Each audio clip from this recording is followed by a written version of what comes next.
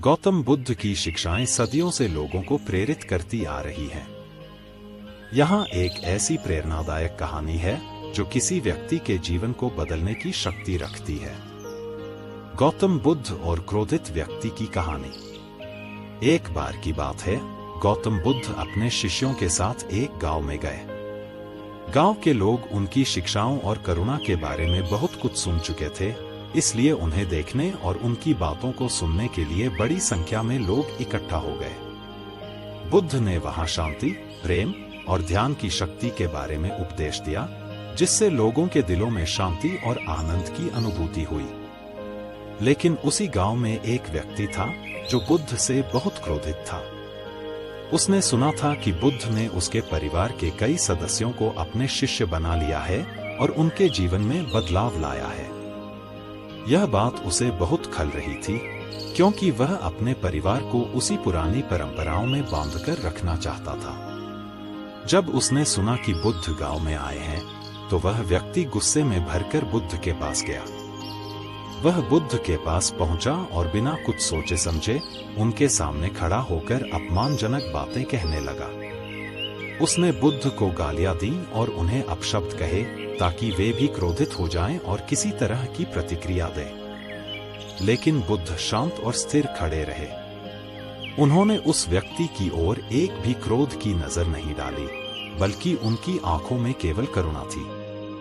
वे उस व्यक्ति की बातें धैर्यपूर्वक सुनते रहे, बिना किसी गुस्से या उत्तेजना के। जब वह व्यक्ति बोलते बोलते थक गया और चुप हो गया, तब बुद्ध ने मुस्कुराते हुए उससे पूछा, भाई, अगर तुम्हारे पास कोई उपहार हो और तुम उसे किसी को देना चाहो, लेकिन वह व्यक्ति उसे लेने से इनकार कर दे, तो वह उपहार किसके पास रहेगा? वह व्यक्ति बुद्ध के इस सवाल से हैरान हो गया। उसने सोचा और फिर जवाब दिया, अगर वह व्यक्ति उपहार नहीं लेता, तो वह मेरे पास ही रहेगा। बुद्ध ने फिर कहा, ठीक वैसे ही, यदि मैं तुम्हारे अपशब्द और गालियों को स्वीकार नहीं करता, तो वे तुम्हारे पास ही रहेंगे। मैं तुम्हारे क्रोध को नहीं स्वीकार करता, इसलिए वह तुम्हारे पास ही रहेगा। बुद्ध की ये बातें सुनकर वह व्यक्ति चकित रह गया। उसने सोचा था कि बुद्ध उसे गुस्से में कुछ कहेंगे या कोई प्रतिक्रिया देंगे, लेकिन उनकी शांति और करुणा ने उसे सोचने पर मजबूर कर दिया। उसे अपनी गलती का एहसास हुआ और वह बुद्ध के चरणों में गिर पड़ा।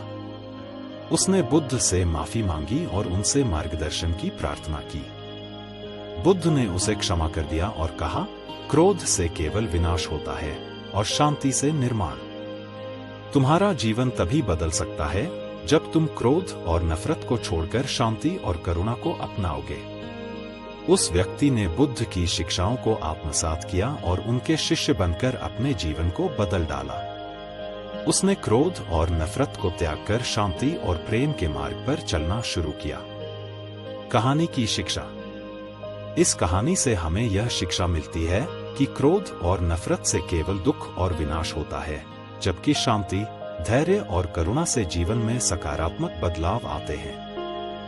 बुद्ध की इस कहानी से हम सीख सकते हैं कि जीवन में चाहे कैसी भी परिस्थितियां हों, हमें शांत और स्थिर रहकर सही निर्णय लेना चाहिए। जब हम क्रोध का जवाब क्रोध से नहीं देते, तो हम अपने जीवन में शांति और सुख का मार्ग प्रशस्त करते हैं।